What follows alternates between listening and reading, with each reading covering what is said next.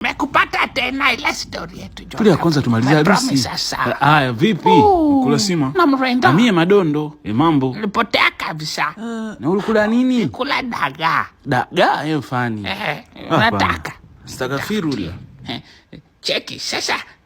Ngoma tunadua aje? Kiaje? Tulikuwa tunaimba. Acha wewe. Si tulikuwa tunaimba. Mimi niache.